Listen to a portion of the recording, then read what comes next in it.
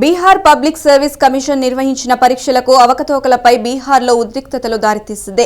ఆదివారం వేలాది మంది అభ్యర్థులు పాట్నాలోని గాంధీ మైదాన్ వద్ద ఆందోళనకు దిగారు.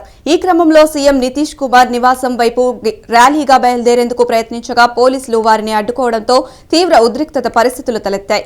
ఈ క్రమంలో ఆందోళనకారుల్ని చెదరగొట్టేందుకు పోలీసులు లాఠీచార్జ్ చేశారు.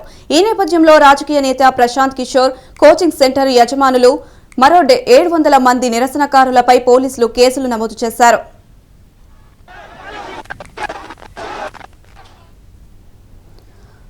అంతకుముందు విద్యార్థుల నిరసనకు రాజకీయ వ్యూహకర్త జన్ సురాజ్, వ్యవస్థాపకుడు ప్రశాంత్ కిషోర్ మద్దతు ప్రకటించారు. అయితే నిరసనకు పోలీసులు అనుమతి ఇవ్వలేదు. ర్యాలీకు, నిరసనలకు అనుమతి లేకున్నా ప్రశాంత్ కిషోర్ అభ్యర్థులను రెచ్చగొట్టారని, శాంతి భద్రతలకు విఘాతం కలిగించేలా ప్రేరేపించారని పోలీసులు తెలిపారు.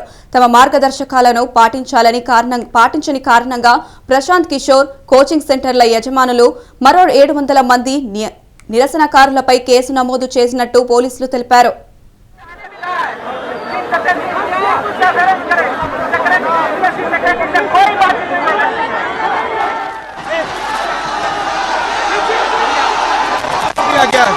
बैरिकेडिंग तोड़ दिया गया।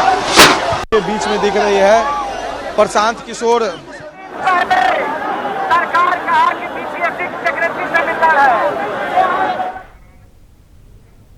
పాట్నాలో బీపీఎస్సీ అభ్యర్థులపై జరిగిన లాఠీచార్జ్ రాజకీయ వ్యూహకర్త జన్ సురాజ్, నేత ప్రశాంత్ కిషోర్ ఖండించారు. పేపర్ లీక్ పై పోరాడుతున్న యువతపై పోలీసులు అనుసరించిన వైఖరి సరికాదని ఆయన అన్నారు. జనవరి 2 నుంచి ఆమరణ నిరాహార దీక్ష చేస్తానని ప్రశాంత్ కిషోర్ ప్రకటించారు.